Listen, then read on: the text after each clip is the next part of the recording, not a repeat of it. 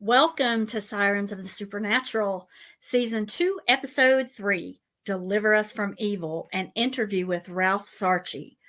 Rhonda here, and we're starting things off a little differently this week because we feel we must disclose to you, the listener, that while recording, we did experience multiple interruptions that may or may not have been supernatural, and these included unexplained technical and audio interferences that forced us to postpone the recording not once, but twice. We had never experienced these kinds of issues previously or at any time we recorded or in between recordings. During the second attempt to record this episode, we not only experienced audio interruptions, but smoke alarms went off simultaneously in two of our houses in different states. Finally, on our third attempt, we just decided to keep recording so that you, our listeners, can hear and decide for yourselves if you think something was trying to prevent us from recording this episode. And because of this unexplainable phenomena, we feel the need to warn you to listen at your risk.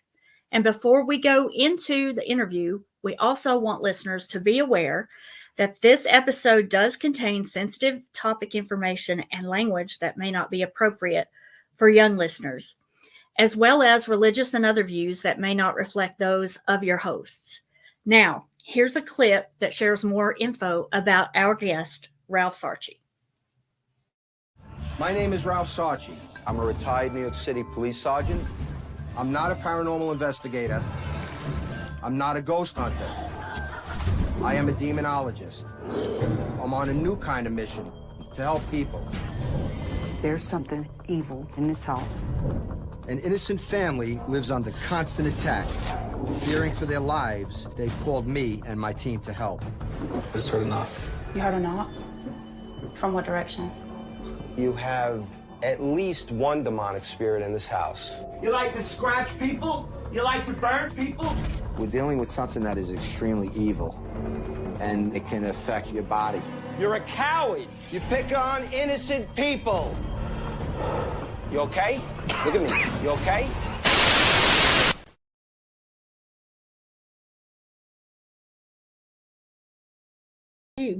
We're kicking off this episode with a guest you may have heard of before if you've seen the 2014 movie Deliver Us from Evil.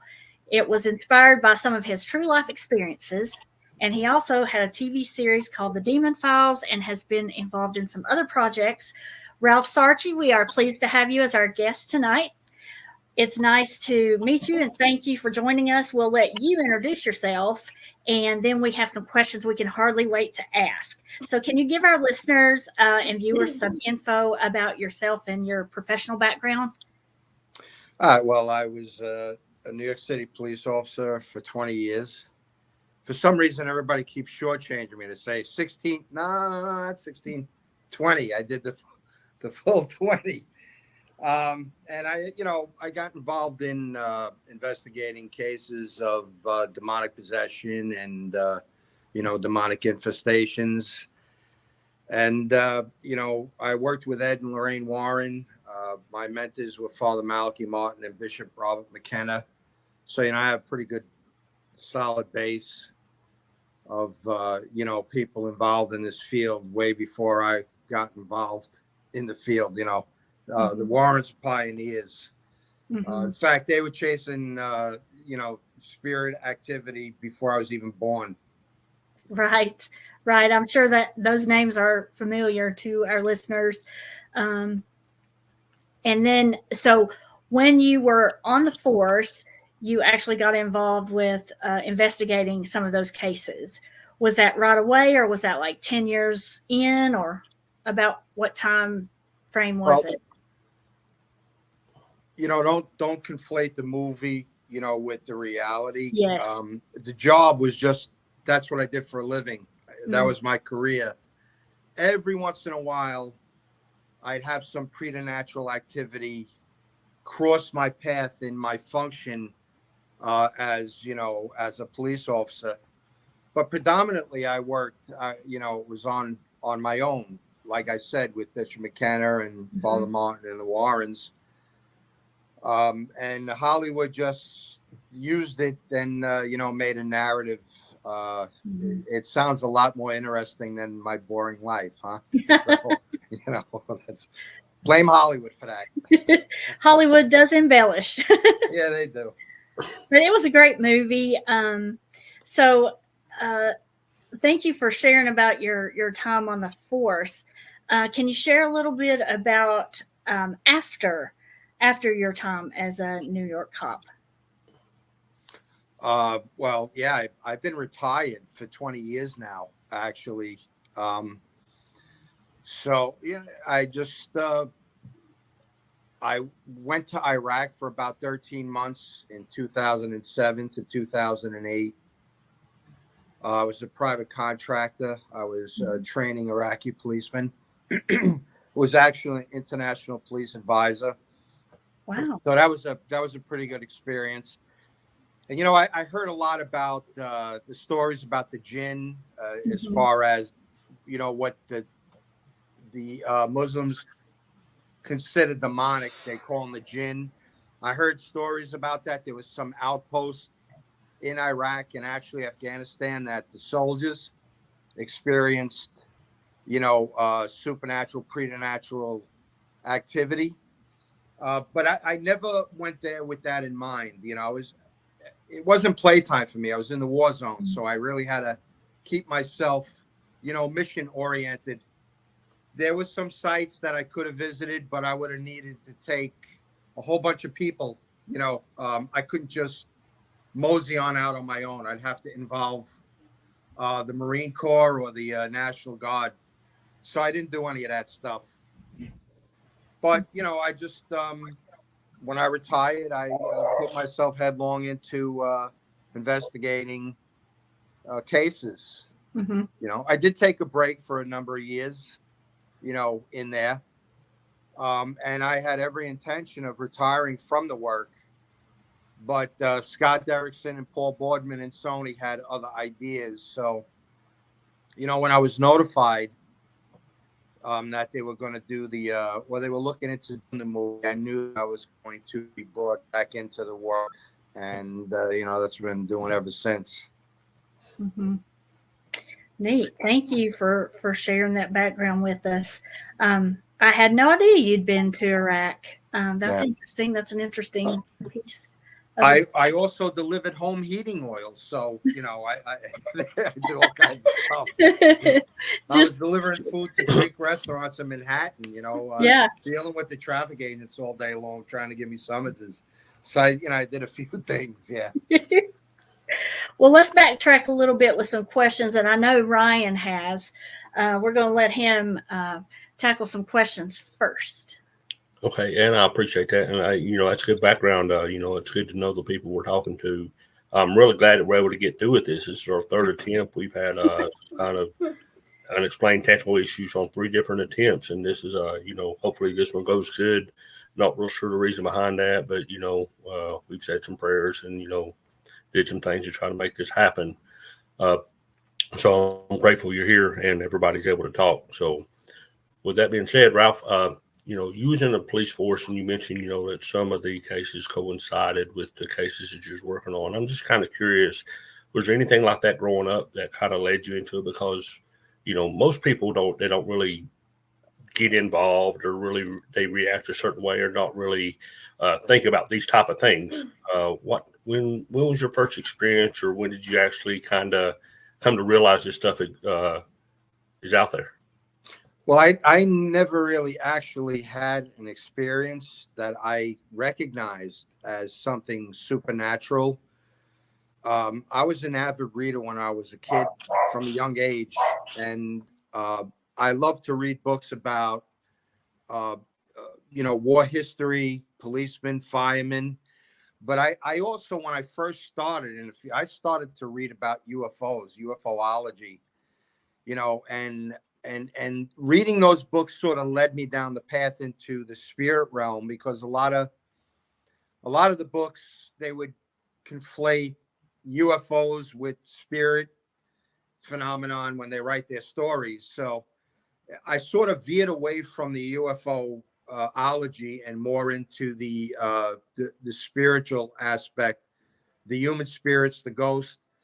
I was pretty young at that time, so when the demonic was introduced, I don't think that I really was able to grasp the gravity of what those spirits are.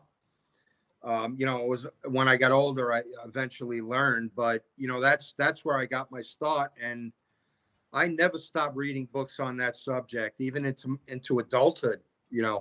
I was married. My first daughter was about a month old, and we had gone out to get some baby clothes in the what the heck was the name of that mall out on the island? A huge mall. I can't remember the name of it.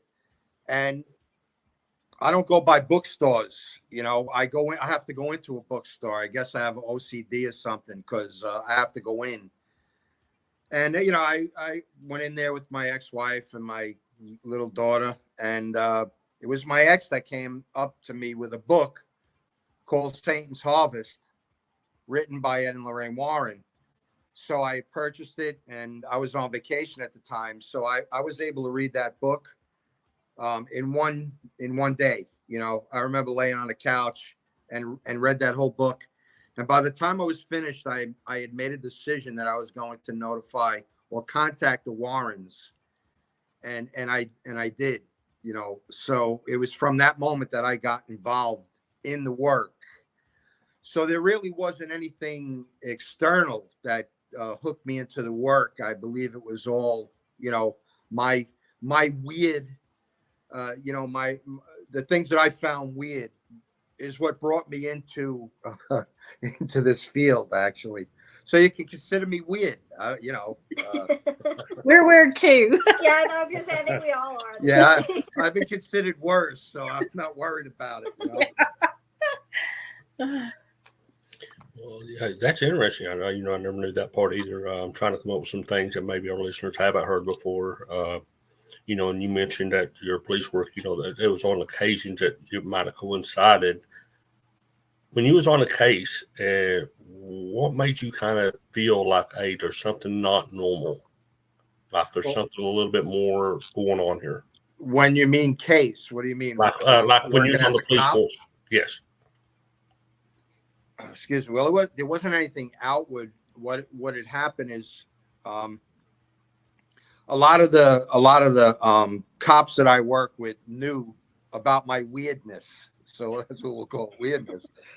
And I come in to work one morning. I was working day tours, and a lieutenant friend of mine, he just passed away not too long ago. He was a Buddhist, actually. I wrote about him in Deliver Us from Evil. And he says, Ralph, come here. You got to hear this thing that they got. So to make a long story short, guy went to buy a washing machine in a used, out of a storefront type of, if you could call that a storefront. It was an abandoned building, actually. And they, for some reason, they grabbed him and they tied him into a chair and they washed his feet, and they said they were going to remove his heart. So he broke out of it. He got out of it and he ran out. And as he ran out, one of the police cars was going by, and they were able to arrest the two perpetrators. So being that it had some kind of occult overtones, the lieutenant, who was well aware of what I was involved, we were friends. He used to eat supper at my house. Said, you got to go in on this. They got a search warrant. So I'm like, all right, I'll do that.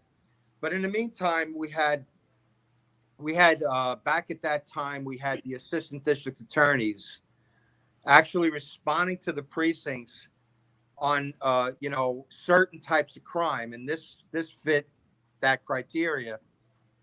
So as we did the search warrant, and I found a knife, a blade that could have been used in ritualistic crimes.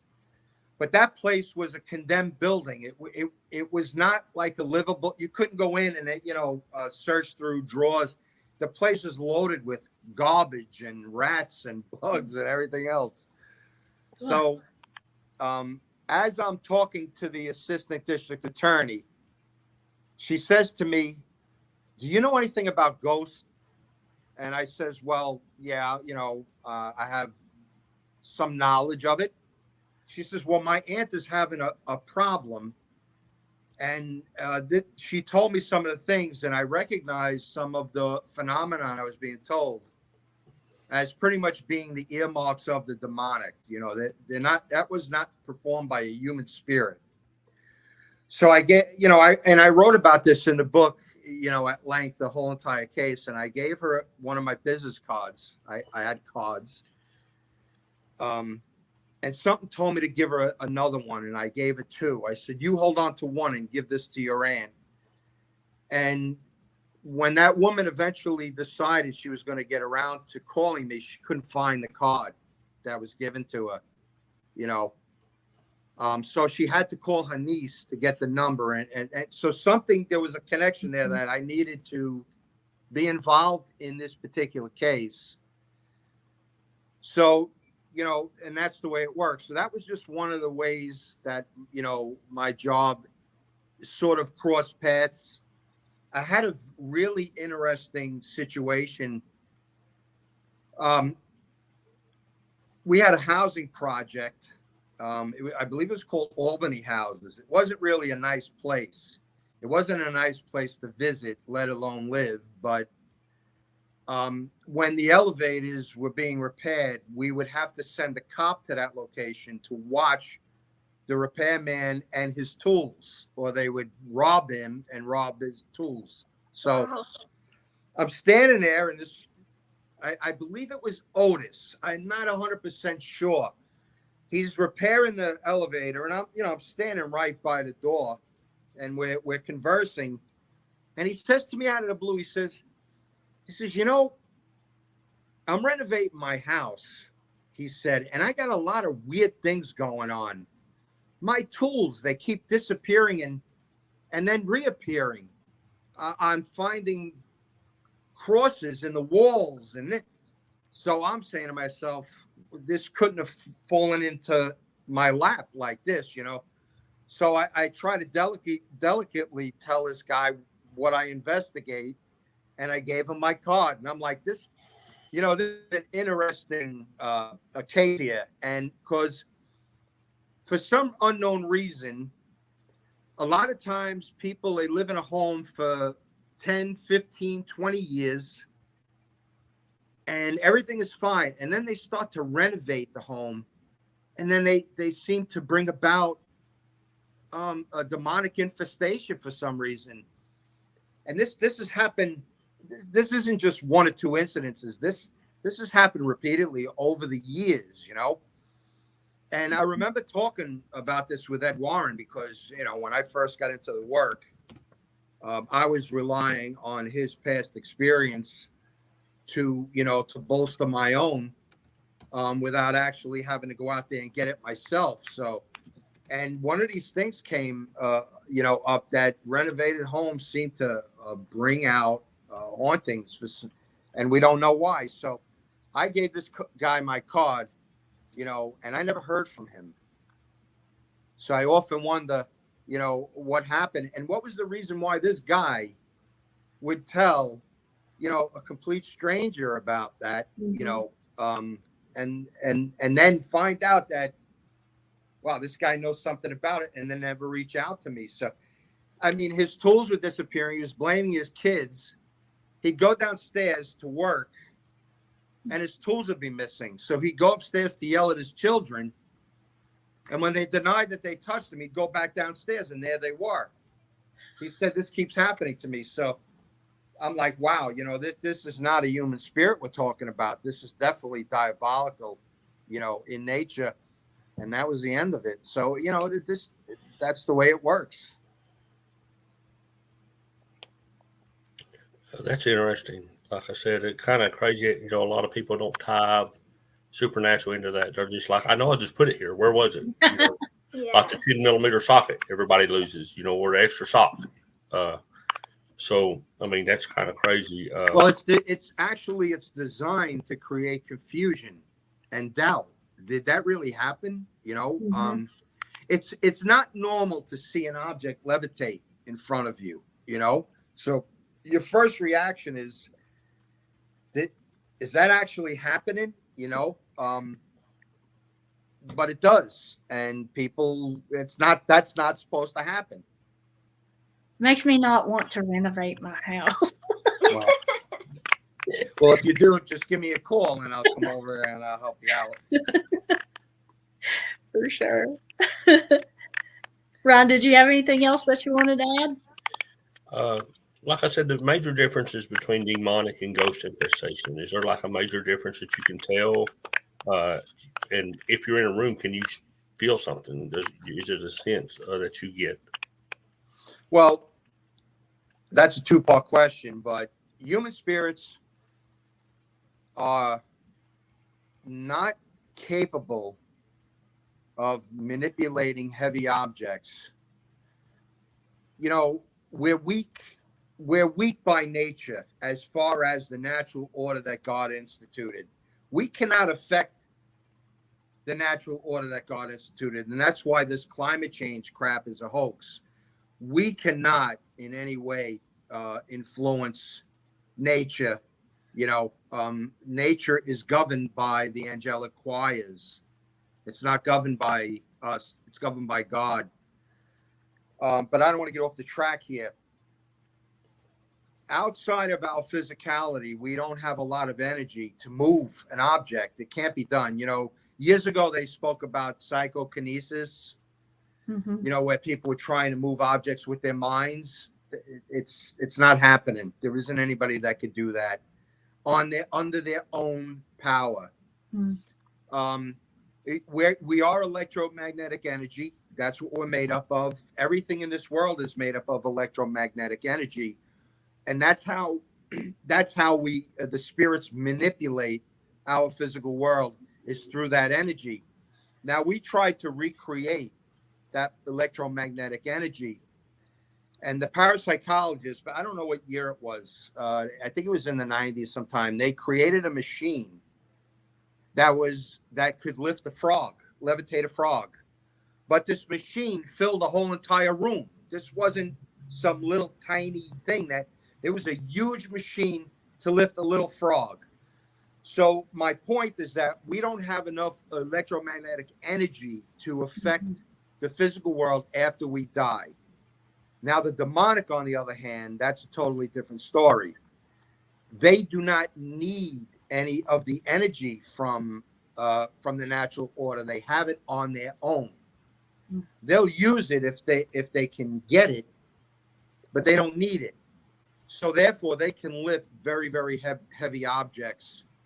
And the phenomenon, a human spirit is not going to be able to scratch someone or bite somebody or pull their hair or pull them out of a chair, you know, or levitate the body.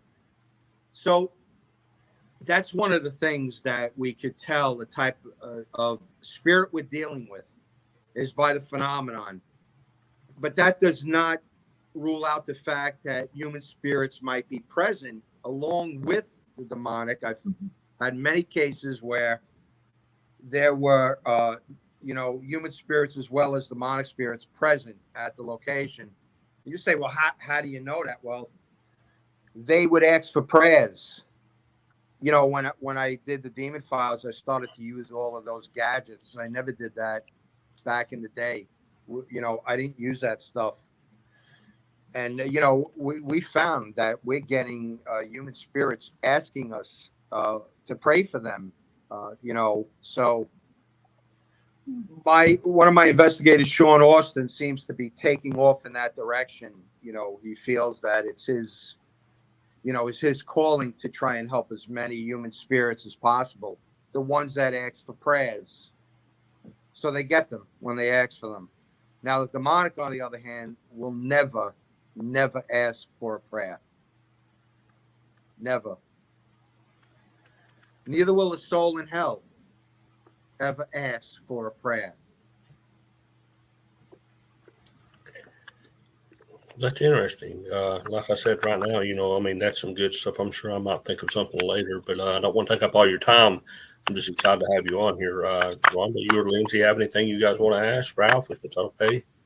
I wanted to piggyback on, you mentioned the Demon Files, your TV show that you ran, and I did get to watch a couple episodes of that. And if our listeners can hear the noise in the background, I just want to mention that's one of the things that has been happening as we've tried to record. So we're just going to keep on going. But on that show, so you and your team did differentiate between human spirits and demons. So does that mean that I know poltergeist is a word that a lot of people throw around and use. Does that mean that all the poltergeists we hear about and that activity is demonic, moving things? And yeah, okay. Yeah. I don't like the word poltergeist. Right. See, back in my day when I started, we didn't have paranormal investigators. We had parapsychologists. They looked at this from a scientific point of view. Mm-hmm. The parapsychologists are usually connected to the universities where they would get a research grant, and that's when they would start to manipulate or try to manipulate anything that they believe to be haunting, like a haunting, to find a scientific reason for it. So I use some of that scientific method in the Demon Files. Mm-hmm. You know, what else was I going to do? I had a show that surrounding this case, so I had a new dilemma. Normally, I would do an interview, and it would either be an exorcism or no exorcism. Now I had to actually add an investigation into this case, and you know, we used to do that with the Warrens. You know, we'd go in and we would do an investigation, meaning we would use tape recorders, Mm-hmm. VHS, you know, those big, huge, lunky VHS cameras. And, you know, we didn't have Gauss meters and we didn't have the REM pods and the, you know, all of the gadgets that they got today to, you know, to try to measure spirit boxes and all of those things. Right. That didn't discount the fact that we didn't get them on our tape recordings, because we did. You know, we would get that type of phenomenon. It's called electronic voice phenomenon, EVP. Mm-hmm. So, you know, it would just be an interview and an exorcism or not. So I had to throw that stuff in there for the Demon Files. And it was only 3 cases I did. Mm-hmm. And the network didn't want me to pray. Ah, really? They wanted me to stop praying, and my producer said, "Are you kidding me? He's going to walk away if you make him do that. You know, right. if you force him to do that." And that's exactly right. And they knew this before we started. I told them all to pound sand before we started. I didn't want to do it. Mm-hmm. You know, I'm not going to put up with their crap. I told them, listen, you're not dealing with Honey Boo Boo. I don't want to be on TV. Right. I don't want money. I don't want fame. So what are you going to do? Mm-hmm. Exactly.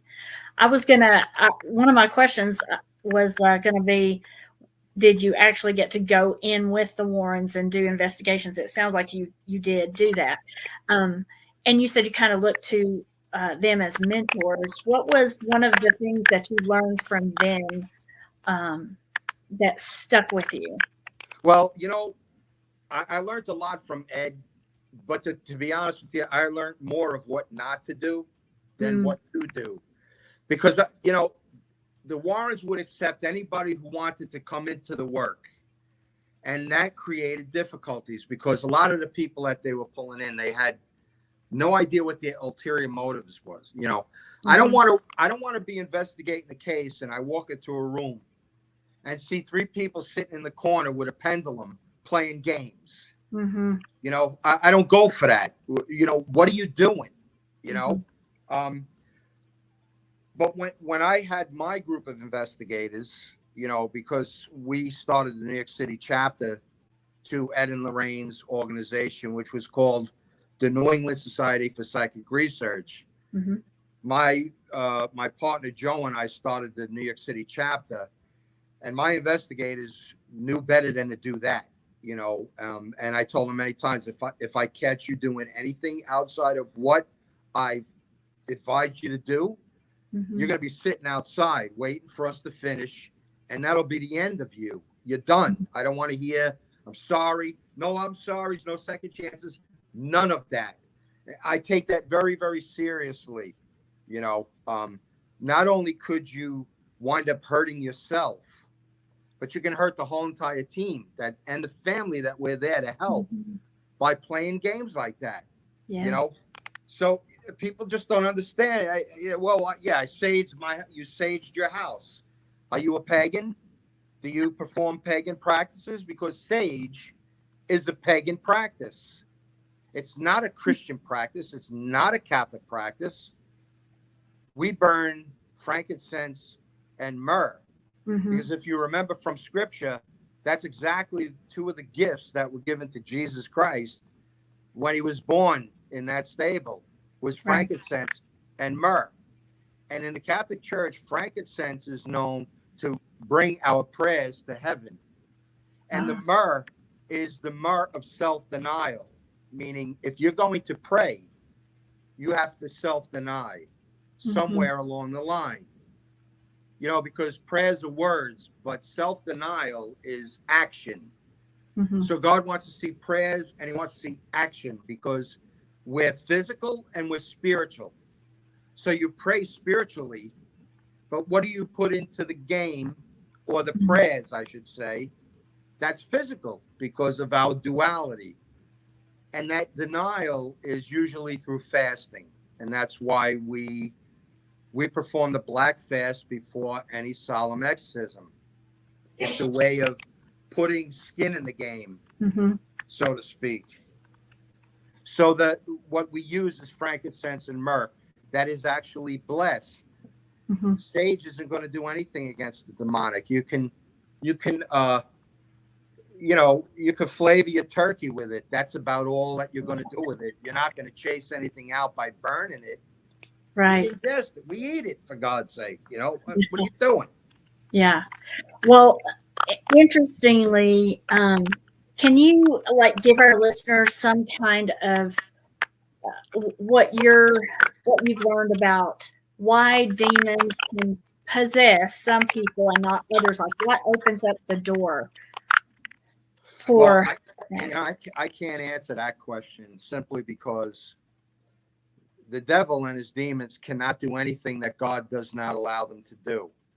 So if somebody got possessed, then obviously God allowed them to get possessed. Right. Like, did they somehow open themselves up to that? I mean, sure. Playing with Ouija boards, tarot cards, satanic rituals, love spells, witchcraft, you name it. You know, voodoo, hoodoo, hoodoo, all of those pagan practices are doorways that invite the demonic into your life. Just simply cursing another person through words is enough to get a possession. Look at Maurice Theriault.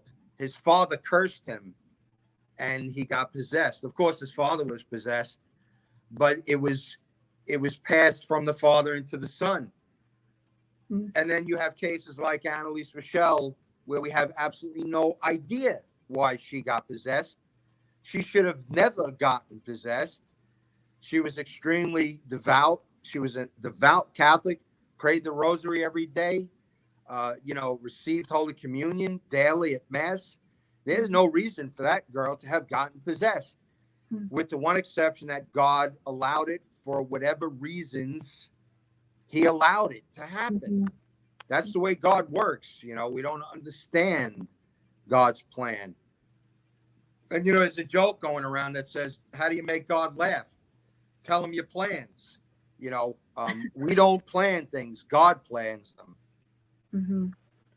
Are there things that we can do to protect ourselves from the demonic influences? Yeah. I mean, for me as a traditional Catholic, I'm going to go to confession at least once a month. I'm going to receive the body, blood, soul, and divinity of our Lord Jesus Christ in the Holy Eucharist every Sunday and on all days of holy days of obligation. I'm going to pray my rosary daily. I'm going to utilize the sacramentals of holy water and the blessed incense.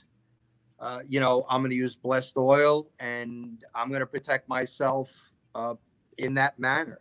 and that's the way a Catholic would be able to do that. Mm-hmm. What if you're not Catholic and you're just out there listening to this thinking, wow, I've never been in a Catholic church. How do I protect myself or my family? Well, and you're going to rely on the grace of God to keep you protected, because therefore by the grace of God go I. Right. There isn't any one of us on this earth that is justified in his eyes for not only protection, but his graces that he gives in abundance. We don't deserve those things, but he gives them anyway out of love, because he loves us. So he protects his children. And I like to use human analogies.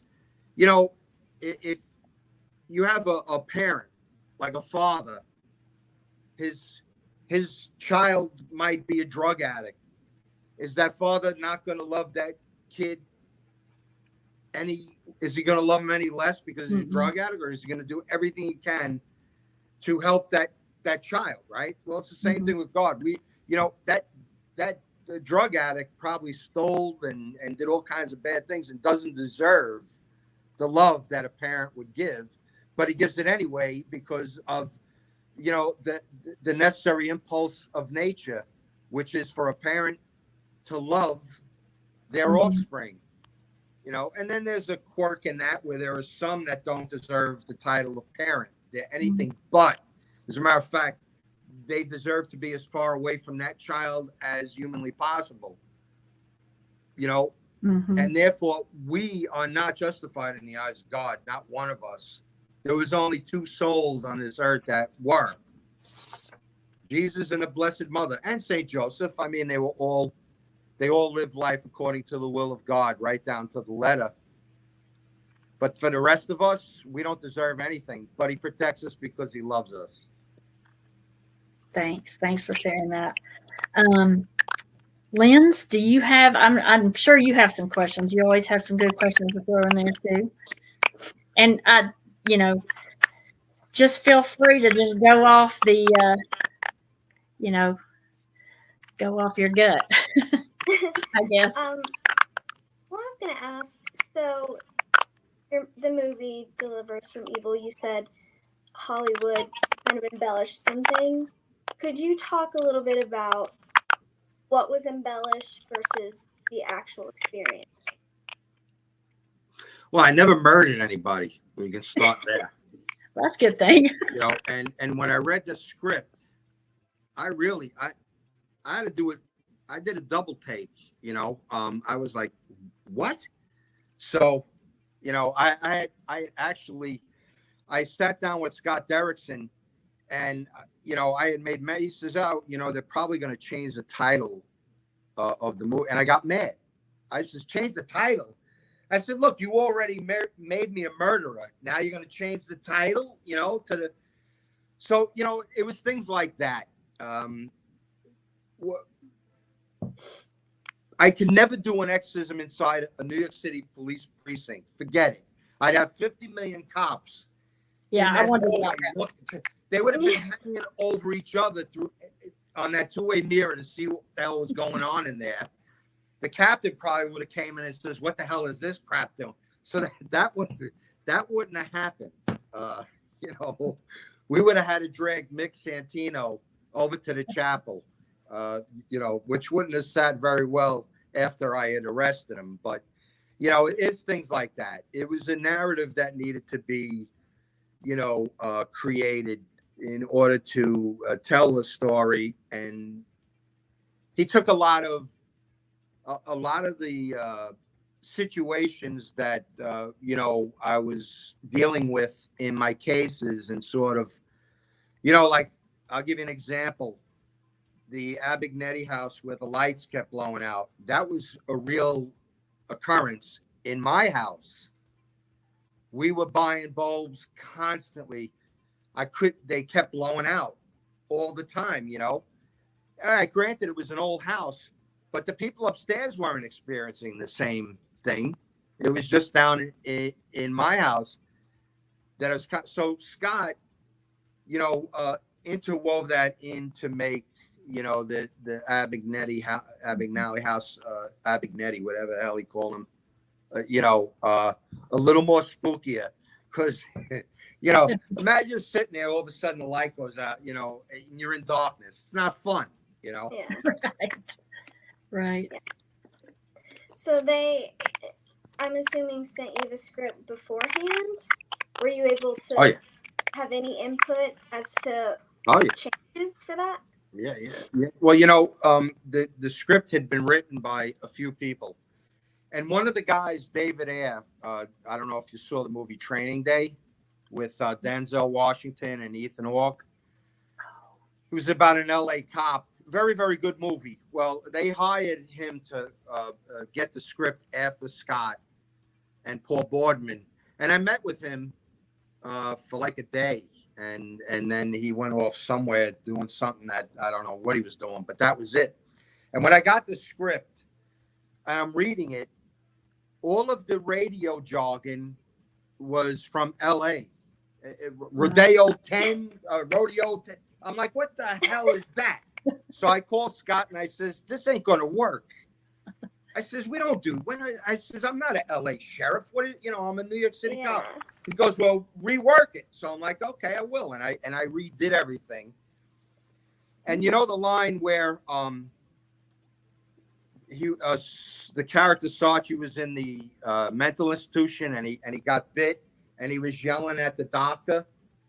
And the doctor says, I'm on the phone with your captain. I'm about to talk to your captain.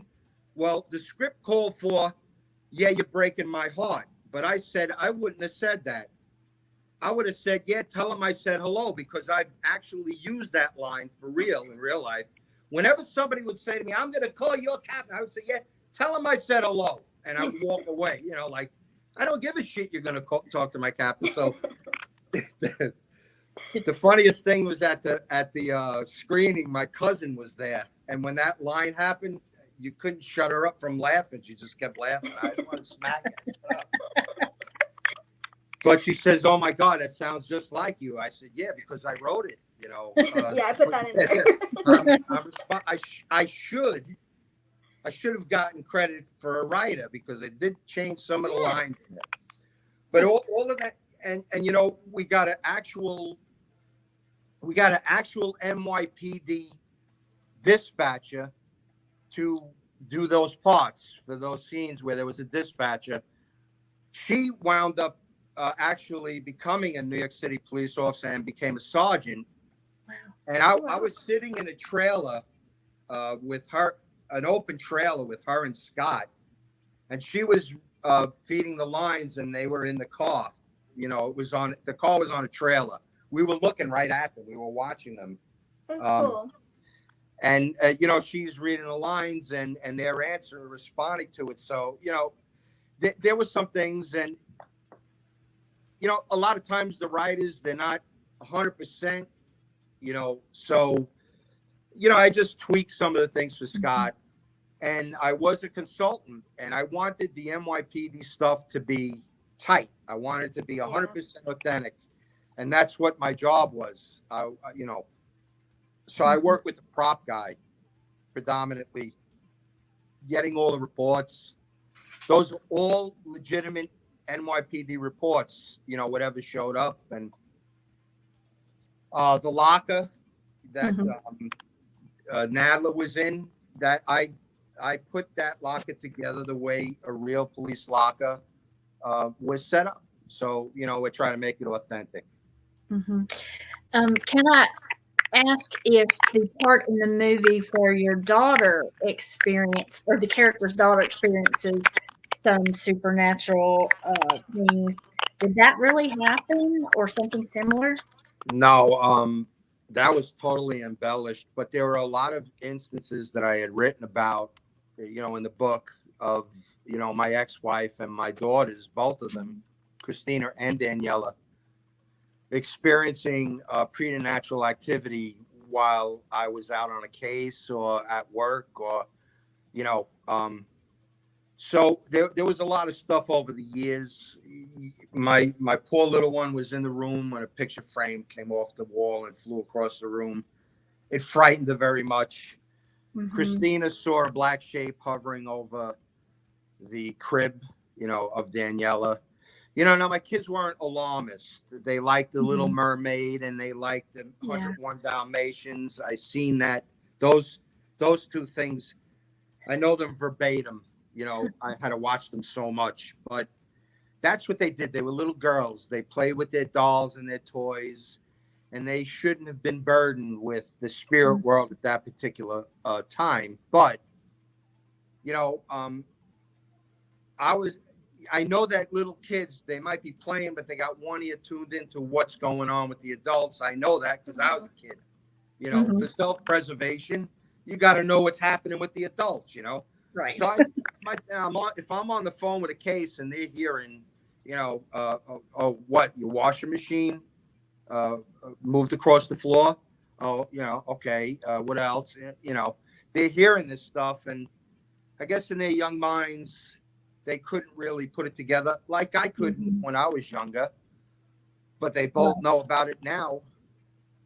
Mhm. They saw it, they experienced it. Unfortunately.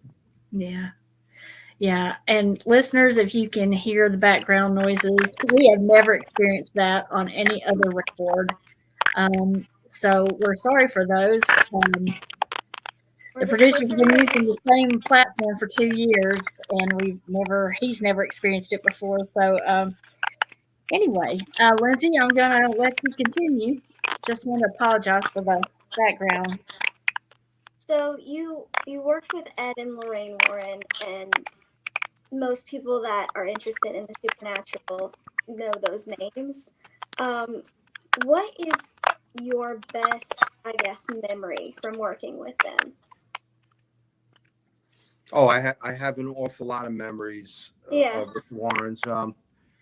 Well, the one memory that I really stands out is we had celebrated Thanksgiving with them. One Thanksgiving, my daughter Christina, she was very young, maybe a few years old.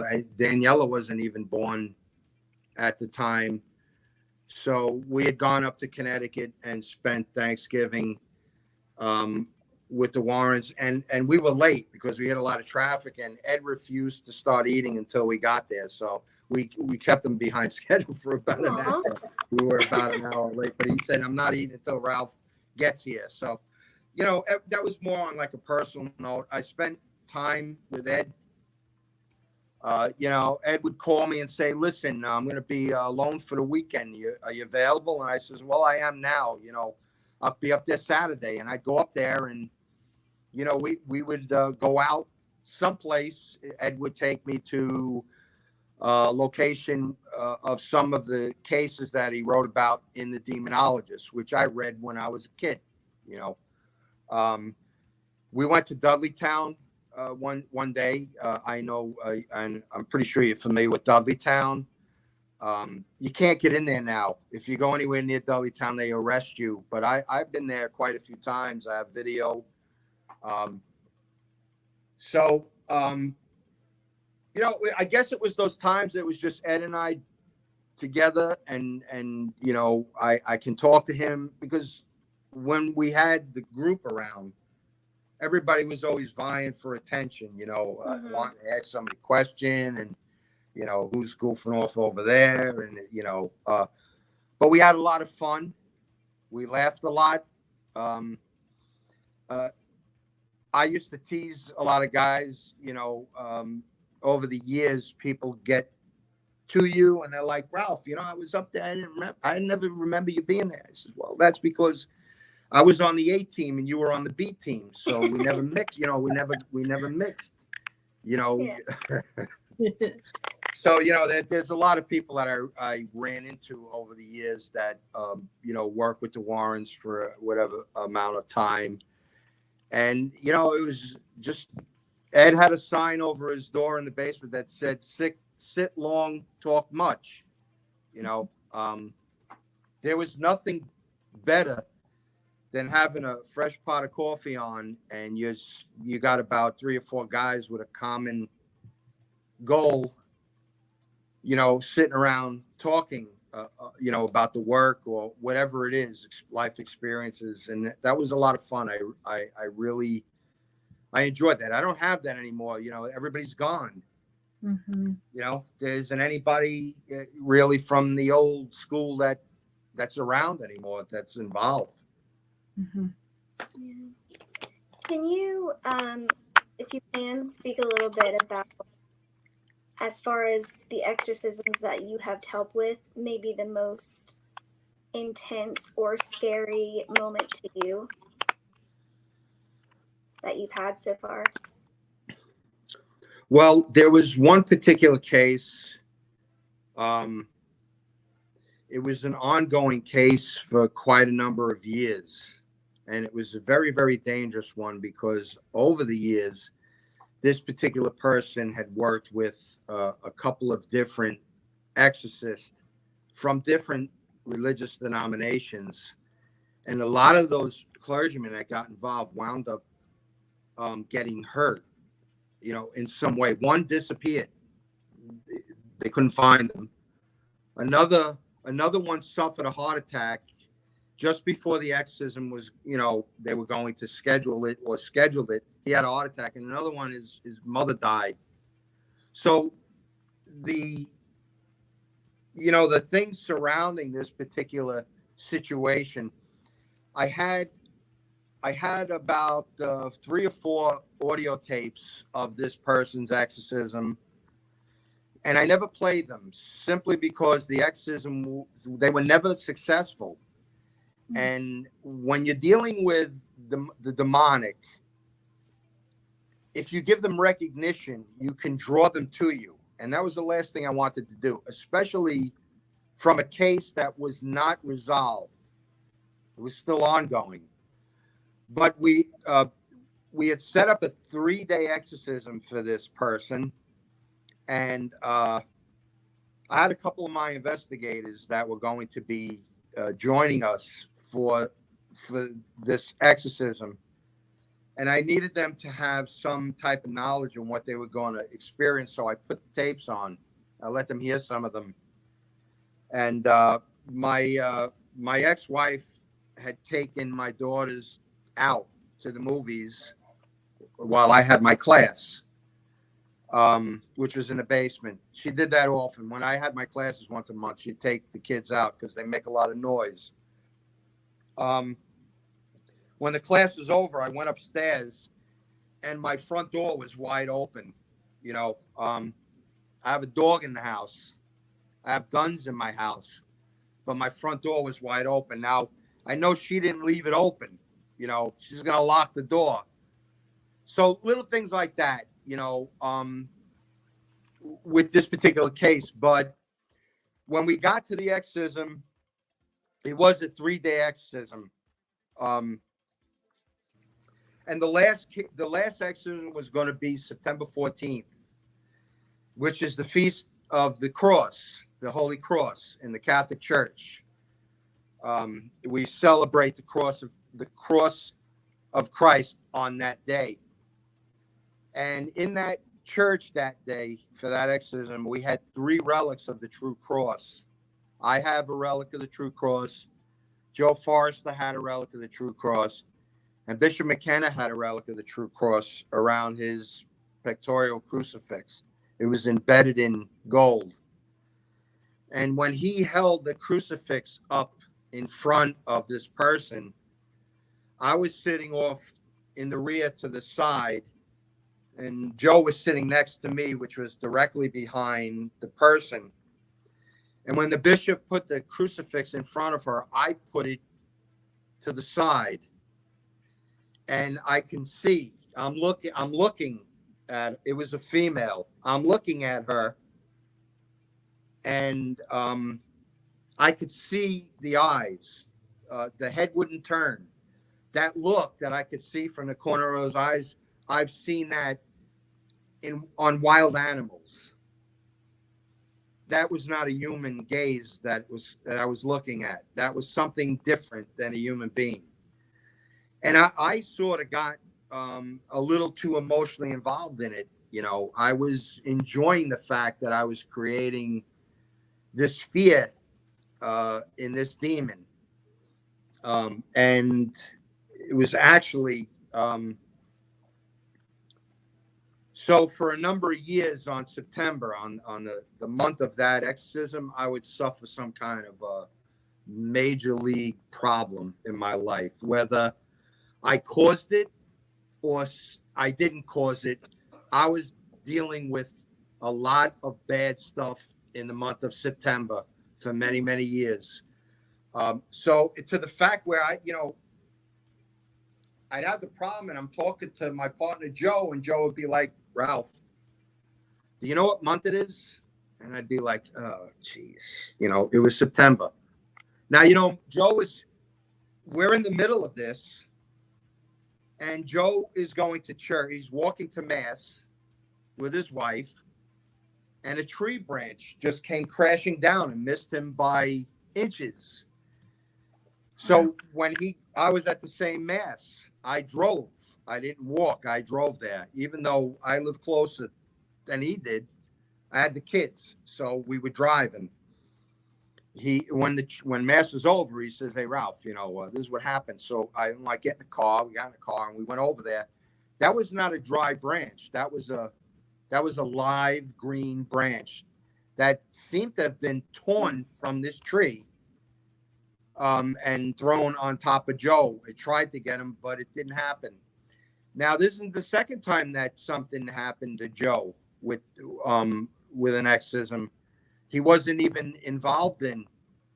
He got hit by a car walking down the road because he set up an exorcism. He wasn't actually at it. So, there's a lot of these things that happen, and I guess a lot of times it's the complete and utter violence that you're getting involved in with people that. You have a 90-pound woman that's fighting for 45 minutes with 8 big or bigger guys and not breaking a sweat over it. It sort of gives you pause as to, what the hell's going on here, and it's only by the grace of God that we're able to control these people.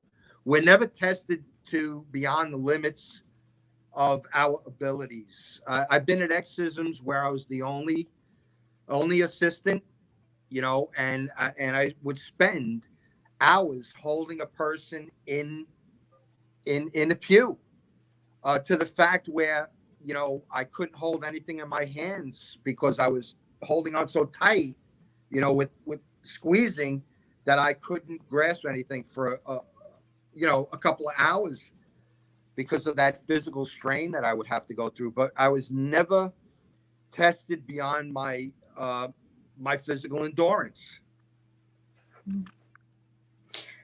So then I guess going off of like that was happening in September, do you feel like you've ever been followed after exorcisms by whatever you were dealing with? No, I never had that. No, that's, I very rarely had phenomenon take place in my house. It happened, but it was pretty rare. It wasn't an everyday occurrence. This wasn't like, all right, once a month we have it would, sometimes I would have 2 incidences within a close proximity, but it was most likely due to a case I was dealing with. My dog got physically hit one night. I wrote about this in the book. My ex was pregnant at the time, and she was having a problem with bleeding. So I stopped taking all cases. And I got one. They called on the phone, and I was familiar with this woman. I had gotten involved, but then she had called me back and said, I have a priest that's going to handle it. And I'm like, great, excellent. Thank God. Some priest is going to handle it. Good. Then I don't have to. Somebody else. She calls me back a couple months later, and I let the machine take it. I was actually in the bathroom. I was getting ready to go to work. I was shaving at night, getting ready. My ex was on the couch, and I heard I actually heard my dog get struck, and he started to growl, and I didn't know what happened. My kids would, my daughter Christina would never whack the dog. It wouldn't have been Jennifer doing that. And I heard it, so I went out and I'm like, what happened? So, Jennifer says he was going into the dining room and he got knocked to the side. It looked like something hit him. So I took that as a message, not to get involved in that case. And I didn't. And I felt bad about it, but I have to take care of my unborn and unbaptized baby, Yeah.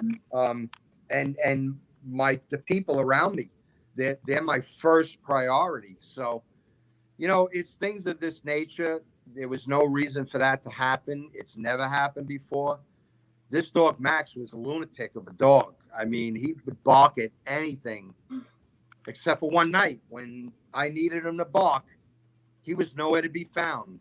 He must have remembered the last time I got assaulted by this thing. I'm not barking. Yeah.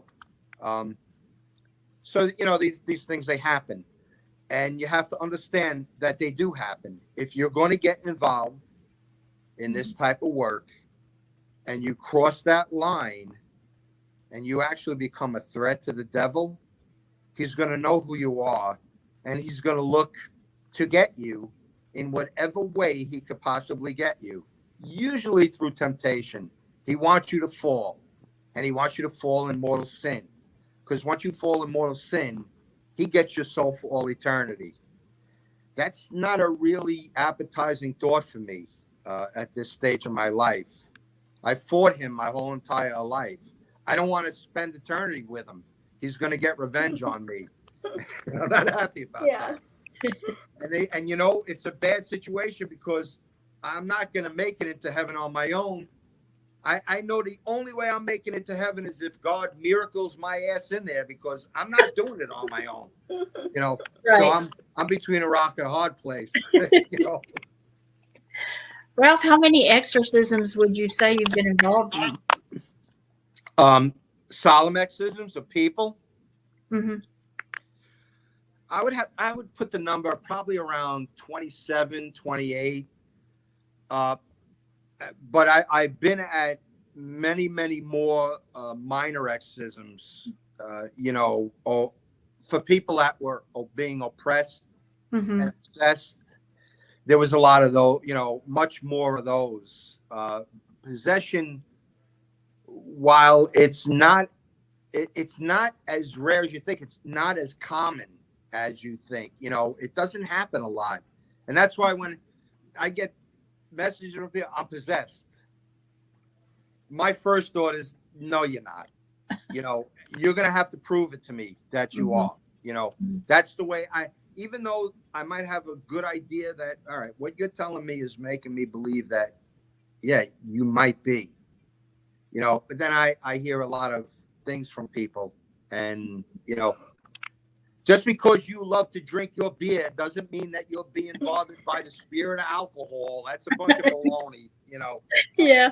Have some responsibility for your life. Not everything negative that happens to you is brought about by the demonic. Yeah. It's brought about by the choices that you're making, and you're too narcissistic and perfect to believe that it's you. So you'll blame it on the demonic.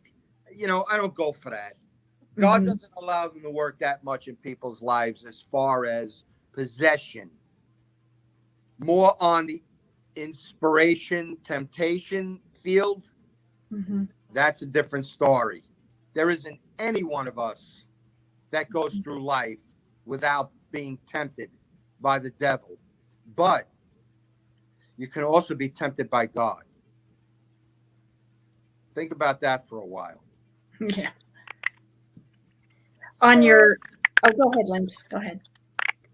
So going off that, do you do, like, when somebody comes to you and asks for your help, do you do any evaluations, like mental health evaluations before you would proceed? Well, if it's a possession case, oh yeah, you're going to go and get a medical and a psychological makeup, and I'm going to Yeah. want to see the reports on that. I'll even speak. I'm more interested in the mental aspect, but if somebody is complaining about certain phenomenon, I want to make sure that it's not a medical reason for that to be happening. Yeah. People say, "Oh, I woke up and I was paralyzed." Well, that could be a medical problem, and it could be a spiritual problem. So I'm going to have to make you go to the doctor and get, a GI series, get checked out from head to toe. And then you're going to go and you're going to get a psychological makeup done, and I'm going to want to see, I'm going to be more interested in what the psychiatrist says than anything else.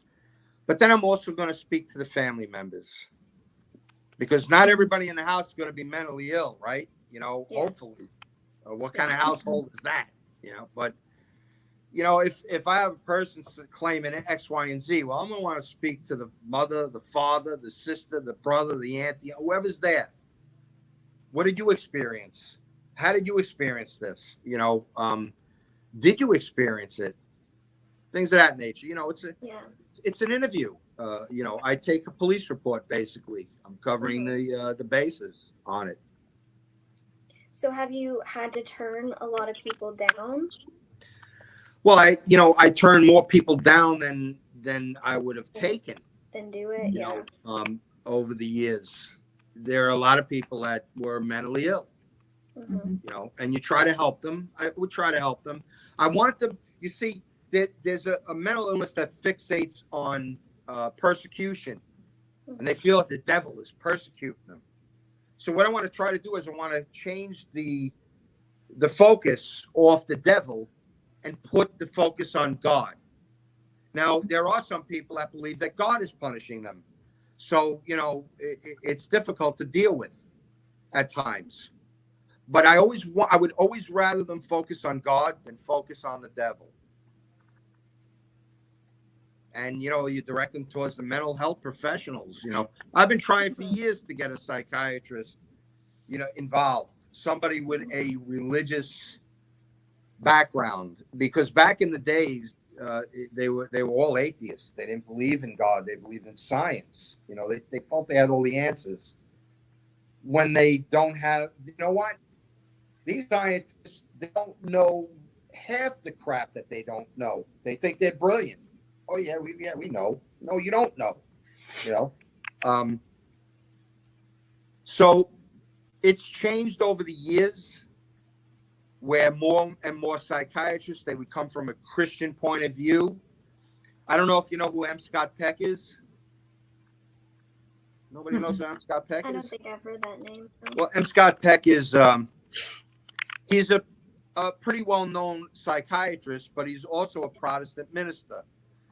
Now, I was in M. Scott Peck's house with Bishop McKenna and Father Ramakumaswamy, assisting them in an exorcism of two of M. Scott Peck's either case or congregants. I don't remember. It was a husband and wife. It wasn't a possession case. It was an oppression case. And M. Scott Peck, who we call Scotty, it's the weirdest thing to see Bishop McKenna and Father Rama talking to, M. Scott Peck, calling him Scotty, who's a Protestant minister. They're traditional Catholics. We're traditional Catholics. I believe M. Scott Peck also was friends with Father Malachi Martin, because I know Father Rama and Father Martin were friends. Bishop McKenna and Father Martin spoke. So they all knew one another, and they ran in these circles. So I got a call one day from Father Rama. He said, be up in Connecticut Saturday if you can make it. And I was up there. And he goes, we're going over to M. Scott Peck's house. And I'm like, wait a minute. The psychiatrist? He goes, yeah. Because I was familiar with him. I read some of his work. And I got a chance to meet a lot of interesting people within the field of, paranormal the paranormal field, I should say. through being with the right people. Mm-hmm.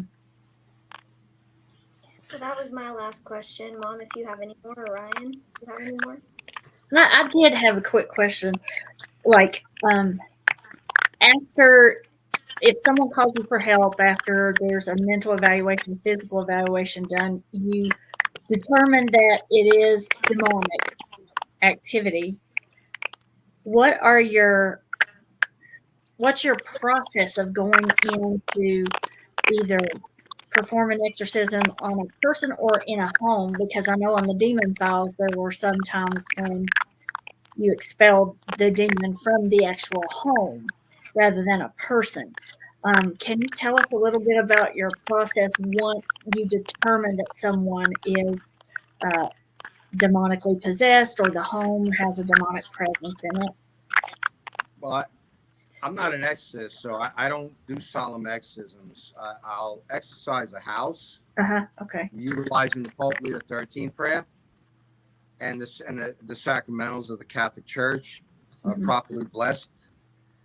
But the exorcism of people, solemn exorcisms, has to be done by a clergyman, an ordained clergyman. Okay. I believe that Father Martin had said that there are laymen that can successfully exorcise people, and God has always used laymen to stand in the hedges when there were gaps in the hedge. If there was no clergyman available, he'd use a layman in much of the capacity that a layman could be utilized for his plan. But I'm not holy enough. I'm not going to undertake that. I've done on the fly stuff because it was happening in front of me. But I had a relic of the true cross with me. The first thing I'm looking for when I speak to somebody is I want to know where they are spiritually in life. Probably one of the first questions I'm going to ask is, are you baptized? And if you have children, are they baptized? Are you married? Is he baptized? She baptized? And if I get a negative answer, the first thing they have to do is they have to move towards getting baptized or getting their children. I'm not going to handle a case if there are people involved that are not baptized. Where is their protection? I see. There's no spiritual protection. So for the safety of everybody involved, the first thing you're going to have to do, and I'm involved in that right now, actually. I have a case, and there's mental illness involved in it, diagnosed mental illness.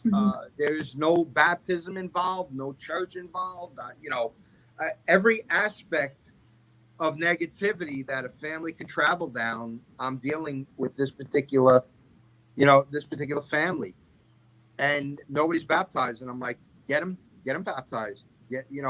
While nobody's picking up the phone, we'll get in your car and go to the church and speak to a priest. You have to do this. If nothing happens, we go no further until you do that. But if a person is baptized and everything is in order as far as spiritually, and I feel that the case is genuine, that it's a valid case of possession, well, I'll get in touch with one of the two priest exorcists that I work with, that I know. I don't assist them. They're in other states. Right. I'm not traveling from Florida to California to assist in an exorcism. It's not happening. Right. Unless it's Joe Biden, then I'll be there. But little levity, okay, folks. But I'm not going to travel there. So what I do is I set it up, and the priests they do what they need to do. So they might have to travel. You might have to travel, and if you're suffering enough, you'll travel. With that being said, how do you know when your exorcism's been successful? I mean, is there a feeling, a sensation? How do you know? They know. The people know. They'll tell us. But just because they say it's gone doesn't mean that we take their word for it. We continue with the exorcism. We'll see it through. And then when we stop, we'll sit down and we'll start talking about how they know that. How do you know it's gone? And they say they can feel it. It's gone. It's no longer a part of them. They feel free. They actually do feel free. It's worse than being a captive, in human form. It's worse than being in a jail cell. At least in that jail cell, you're still yourself. When they're possessed, they no longer have control over their physical body. They're no longer themselves, and some don't remember. They black out. We're relying on family members to fill in those black spaces that these people go through. They say, well, I don't remember what I did. And sometimes the blackouts could be for a short period of time to days long. They lose this time. They don't know what they've done within that time. So we try to get family members to fill in that area. Well, what were they doing? Well, they weren't themselves. They were acting out. They were behaving inappropriately. Whatever it is, the nature of the demon, the way the demon attacks is the way the behavior will manifest itself. If you have a demon that leans towards sexual sins, you're going to see a change in this person's sexual behavior, promiscuity, abnormal cravings. We used to have a guy in Brooklyn. He was a man. He used to walk around with a skirt on. And he used to have sex with lampposts. And when we would pull up in the police car, he would say, I got a problem. Oh, yeah, you do. But don't get electrocuted. And we would go because, how many times you're going to bring this guy to the psych ward? You bring him there. They clean him up. They feed him. They let him out. He's back on the corner screwing lampposts in the skirt. This is what happens. Is it mental illness or is this possession? I don't know. I don't solicit cases. I don't walk around the street, grab people, you're possessed. Let's go. It doesn't work like that. I know of many cases of people who I suspect to be possessed, then I won't say anything about it. I don't solicit cases. They need to come to me. That makes sense. Yeah. Well, yeah, I appreciate there was a family that lived on Long Island, and they were on ghost hunters or something.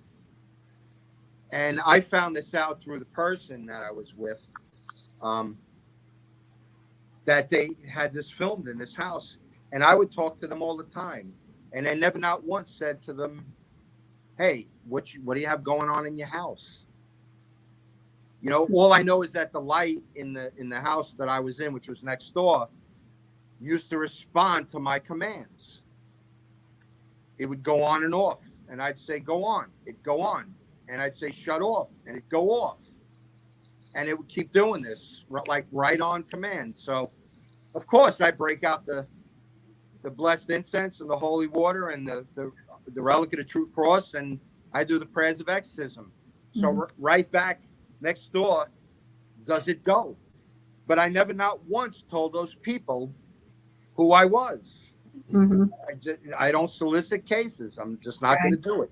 If God wants me to be involved in that case, he'll make sure that I get involved in it. Okay. Brian? I'm good. Like I said, I mean, this is interesting. Of course, I could talk forever, and I'm sure everybody else could, but I appreciate you spending the time with us. I'm good. I appreciate you, and thank you for being our guest. You want to do a part two?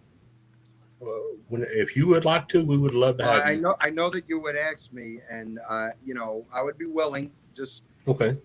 Get in touch with me, and we'll set up another date. We could do a part two. Okay, I appreciate that, Ralph. Okay. Yeah, thank you so much for being with us and sharing. You have an interesting story, an interesting life, and we've enjoyed talking with you. And viewers, we hope you've enjoyed it as well. Please send us your own experiences You can email us at sirensofthesupernatural@gmail.com. And also give us a follow on social media. Check out our posts. Give us some likes and tune in. Keep tuning in. And we'll be back. Don't forget to buy my book, too. Oh, yes. I was going to say, I need to read the book. I've seen the movie, but I want to really read the book. Oh, the book is 10 times better. Sorry, Scott, but it is, Okay, give us some information about your book. So hopefully our readers will go ahead and give you some love. Sure. If you would like to know more about Ralph Sarchie and his 20-plus year career as a demonologist, we encourage you to purchase his gripping memoir, Deliver Us from Evil.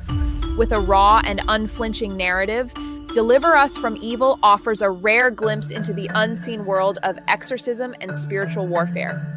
Ralph's relentless dedication to protecting the innocent and combating evil is both awe-inspiring and deeply moving. His firsthand experiences provide invaluable insights into the nature of evil and the power of faith. Whether you're a skeptic or a believer, this book will captivate you from start to finish. Brace yourself for a chilling ride as you delve into the pages and witness the triumph of light over darkness. Available now on Amazon.com or your favorite bookstore. For those of you who may not have time to read an entire book but still want to know more, you're in luck. Deliver Us from Evil is also a feature-length movie, starring Eric Bana and directed by visionary filmmaker Scott Derrickson. This pulse-pounding thriller takes audiences on a terrifying journey into the heart of darkness. With its gripping storyline and hair-raising visuals, this movie will keep you on the edge of your seat until the very end. Brace yourself for an adrenaline-fueled ride as Sarchie battles malevolent spirits and uncovers a sinister conspiracy that threatens to unleash hell on Earth. If you're a fan of heart-pounding thrillers and supernatural mysteries, Deliver Us from Evil is a must-see. Prepare for a cinematic experience that will leave you breathless and questioning the very nature of evil. Thank you for joining us for another episode of Sirens of the Supernatural. Please be sure to join us each and every Friday at 7 p.m. Eastern Standard Time for a new episode. Until next time, take care and stay spooky.